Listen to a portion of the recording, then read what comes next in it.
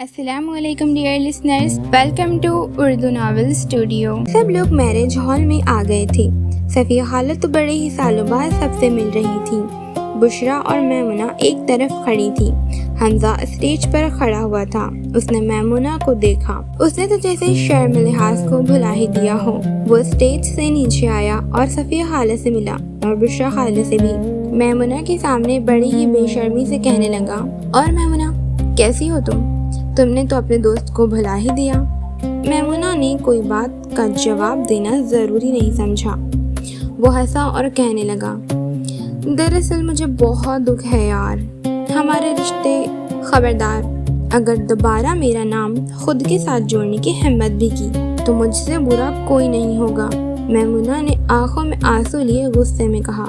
حمزہ نے جھڑک کے کہا، تم جیسی گنوار، نہ کوئی اسٹائل نہ ہی لک، صرف گھر کی چار دیواری میں رہنے والی کے ساتھ نام نہ جوڑنا پڑے اس لیے شادی نہیں کی میں نے، سمجھی؟ اور میں کیا، تم جیسی گھر کی مینڈک سے آخر آج کے زمانے میں کون شادی کرے گا؟ میمونہ پلیز کم آن گرو اپ یار۔ یہ کہہ کر وہ ہنس کر اسٹیج کی طرف چلا گیا۔ میمونہ کو تو جیسے خود کے کانوں پر یقین ہی نہیں ہوا۔ یہ وہ ہے جس نے آج تک اس بات کو راز رکھا، آخر کیوں؟ وہ من ہی من خود سے باتیں کرنے لگی۔ حمزہ یہ باتیں مجھ سے پہلے بھی تو کہہ سکتا تھا، کبھی بتایا کیوں نہیں؟ میں خود اس کے راستے نہیں آنا چاہتی تھی۔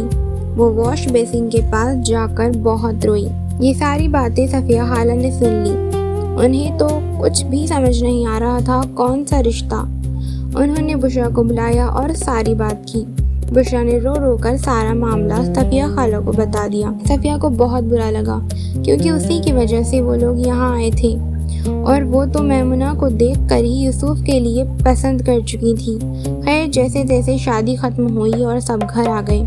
صفیہ خالہ نے ایک گھر لے رکھا تھا، وہ اس گھر پر چلی گئی۔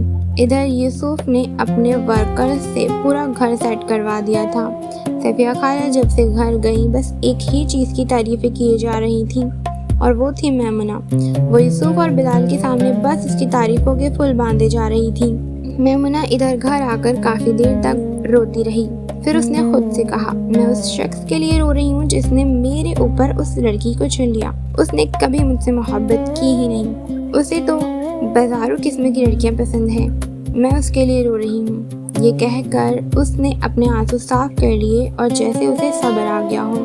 ابھی اس بات کو چند دن ہی گزرے کہ صفیہ خالہ میمونہ کے گھر آئیں۔ قریب صبح کے 11 بج رہے تھے۔ سبھی لوگ اپنے اپنے کاموں میں مصروف تھے۔ اتنے میں دروازے پر دستک ہوتی ہیں اور صفیہ خالہ اندر آ جاتی ہیں۔ ارے خالہ آپ؟ میمونہ نے بڑے ہی خوش ہو کر کہا۔ ہاں میں، اور بتاؤ میری بچی کیسی ہو تم؟ چلو اندر چلو، ایسے باہر میں جایا کرو، نظر لگ جائے گی۔ صفیہ نے ہنس کر کہا۔ دونوں اندر آئی اور ڈھیر ساری باتیں کی۔ میمونہ کچن سمیٹ رہی تھی، اسی وقت صفیہ نے موقع کا فائدہ اٹھا کر بشریٰ سے کہا، بشریٰ دراصل تم سے ایک بات کرنی تھی۔ وہ میں ہاں باجی بولی، کیا بات ہے؟ بشریٰ نے جاننا چاہا۔ وہ میں سوچ رہی تھی کہ میرے یوسف کے لیے اپنی میمونہ کیسی رہے گی؟ صفیہ نے نرمی سے پوچھا، کوئی زبردستی نہیں کی۔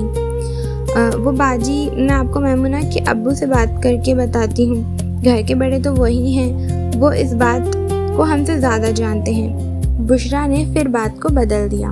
حالانکہ من ہی من بشریٰ بہت خوش تھی کیونکہ میمونہ گھر میں جائے گی اگر یہ رشتہ ہو جائے، اور پھر یوسف میں کیا کمی ہے؟ اور صفیہ بھی تو پھر میمونہ پر اپنی جان چھڑکتی ہیں۔ باہر سب کے ساتھ شفا اور اس کی امی بھی بیٹھی تھی۔ بشریٰ نے ان لوگوں کو بھی ملوایا۔ شفا اندر آئی اور کہنے لگی، اوہو میمونہ باجی آپ کی تو نکل پڑی، اب تو بس گاڑیوں میں سیر و تفریح ہے۔ کیا مطلب؟ میں کچھ سمجھی نہیں، میمونہ نے کہا۔ ارے تھوڑا سا صبر باجی، آپ خود سمجھ جائیں گی۔ یہ کہہ کر شفا ہنستی ہوئی سموسے کی پلیٹ باہر لے گئی۔ میمونہ نے اسے روکا، شفا پوری بات کیا کرو، واپس آؤ، مگر وہ بھاگ کر ہال میں چلی گئی۔ ادھر صفیہ اور بشریٰ مل کر یوسف کی پکچرز دیکھ رہے تھے اور ان کی باتیں کر رہے تھے۔ بشریٰ کو رشتہ کافی حد تک مناسب لگ رہا تھا، باقی آخری فیصلہ تو میمونہ کے ابو کا ہی ہونے والا تھا۔ اور اسی طریقے کی شارٹ ویڈیو ہمارے چینل کے شارٹس پر اویلیبل ہے۔ امید کرتی ہوں آپ اسے بھی ڈھیر سارا پیار دیں گے۔ اللہ حافظ۔